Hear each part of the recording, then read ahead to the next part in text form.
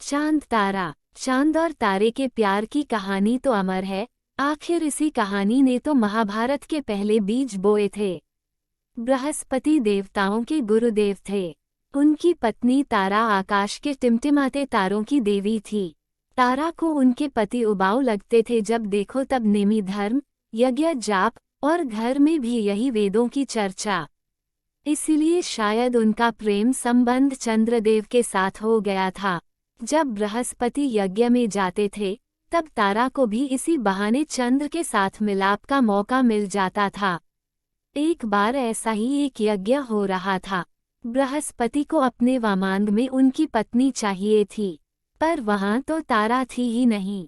जब बृहस्पति ने आकाश की ओर देखा तब उन्होंने चंद्र की बाहों में तारा को देखा। वे गुस्से से आग बबूला हो रहे थे। मुझे मेरी स्त्री चाहिए, स्त्री नहीं तो यज्ञ नहीं। इंद्र असमंजस में आ गए। अगर उन्होंने तारा को चंद्र के पास ही रहने दिया तो वे प्रेम पाश में बंधे युगल को आशीष देंगे, पर अगर बृहस्पति को स्त्री नहीं तो यज्ञ नहीं, देवताओं को सोमरस का सुख नहीं। इसलिए इंद्र ने तत्काल तारा को आदेश दिया कि वे अपने पति के पास लौट जाएं। तारा जब बृहस्पति के पास गईं तब वह गर्भवती थी। चंद्र और बृहस्पति में बहस उठी कि यह किसका बच्चा है। तब गर्भ के बालक ने कहा, मैं वह पौधा हूँ जो चंद्र के बीज से उपजा है। यह बालक बुध ग्रह थे। कृष्ण कालिंदी। ये प्रेम कहानी राधा कृष्ण के प्रेम रस से भी पुराना है। कालिंदी यमुना देवी थीं। जब ब्रज में श्री कृष्ण रास रचाते थे तो यमुना यानी कालिंदी भी गोते खाती थी और मोहन के माधुर्य में नृत्य करती थी। जब श्री कृष्ण को अक्रूर मथुरा ले गए तब एक गोपी जिसे यह विरह सहन नहीं हुआ, यमुना अर्थात कालिंदी भी थी। अपना बहाव मोड़कर वह द्वारावती चली गई। श्री कृष्ण ने कहा, तुम ब्रज में थी, यहाँ कैसे? यमुना ने कहा, यह विरह मुझसे सहा नहीं गया प्रभु, इसलिए मैं यहाँ आई हूँ। आप मुझे स्वीकार्य करें। श्री कृष्ण और कालिंदी का प्रेम विवाह के बंधन में बंध गया। कालिंदी कृष्ण की अष्ट महाभार्याओं में छठी भार्या है। कर्ण उर्वी। ये कहानी कविता काने के अंग्रेजी के उपन्यास कर्नर्स वाइफ एन आउटकास्ट्स क्वीन में वर्णित पहली नज़र के प्यार की कहानी है। अगर आपको इसका आनंद उठाना है तो ये किताब जरूर खरीदें।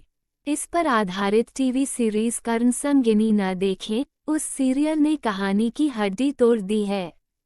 ये कहानी कर्ण के महाभारत में आगमन से शुरू होती है। कैसे उसे भरी भीड़ में दुर्योधन ने अंगनरेश के पद से नवाजा, कैसे उसी समय उर्वी का कर्ण पर दिल आ गया था।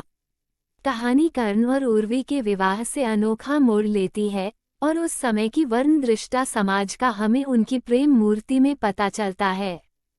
कैसे राजघराने की फूलों की चादर में पली राजकुमारी उर्वी एक मामूली घर में जाकर वहां कर्ण के भाई पटरानी वृषाली, पिता अदिर्त और मां राधा का विश्वास जीतने में कामयाब हुई।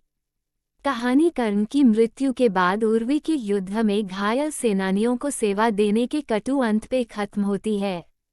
मायावती प्रद्युम्न। कृष्ण की पत्नी रुक्मिणी का पुत्र हुआ प्रद्युम्न, पर एक दुष्ट राक्षस ने प्रद्युम्न का अपहरण कर लिया और उसे अपने साथ लेकर चला गया। पर जल में प्रद्युम्न को एक मछली निगल गई। पास में ही एक मलेच्छ टोली रहती थी। मछुआरों की वरिष्ठ सरदारनी मायावती ने उस मछली को मारा। उसका पेट काटने पर उन्होंने प्रद्युम्न को देखा। प्रद्युम्न को अपने बेटे की तरह पालन पोषण दिया। 14 साल की उम्र लगने पर प्रद्युम्न बहुत सुंदर हो गया था, एकदम अपने पिता की तरह। सभी मछुआरिन लड़कियां उसे चाहती थीं और विवाह प्रस्ताव के साथ मायावती के पास जाती थीं। मायावती ने हर प्रस्ताव अस्वीकार किया। एक दिन प्रद्युम्न से मायावती ने कहा, मैंने जाना कि तुम्हारे असली माता पिता द्वारावती के सामंत कृष्ण और उनकी भार्या रुक्मिणी हैं। प्रद्युम्न को ये सुनकर खुशी हुई। पिता के वात्सल्य से वंचित प्रद्युम्न के पिता श्याम थे। प्रद्युम्न ने कहा, वे मेरे पिता हैं। हाँ, अब मैं द्वारावती में राजकुमार जीवन जीऊंगा, पर मैं आपको सदैव याद रखूंगा। आपके कारण मैंने एक और जीवन जिया। आप भी मेरी माँ हैं। मायावती ने कहा, यह क्या बक रहे हो? मैं तुमसे विवाह करूंगी। प्रद्युम्न ने कहा, पर तुमने तो मुझे माँ की तरह पाला। मायावती ने कहा, नहीं, एक पत्नी होने का धर्म निभाया। पिछले जन्म में तुम कामदेव थे, मैं तुम्हारी स्त्री और वासना की देवी रति थी। भगवान शिव के तीसरे नेत्र के ओस से तुम जलकर खाक हो गए।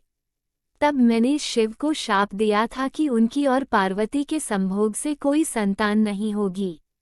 शिव ने अफसोस में एक वरदान दिया था कि मैं अगले जन्म में कृष्ण के एक ऐसे पुत्र से विवाह करूंगी जिसमें कामदेव की ऊर्जा और आत्मा हो। आप हैं वह प्रद्युम्न। प्रद्युम्न ने बगैर उम्र के माप की खैर किए मायावती से विवाह कर लिया। यदि आपको वीडियो पसंद आए तो वीडियो को लाइक करें, कमेंट करें और चैनल को सब्सक्राइब करें। धन्यवाद।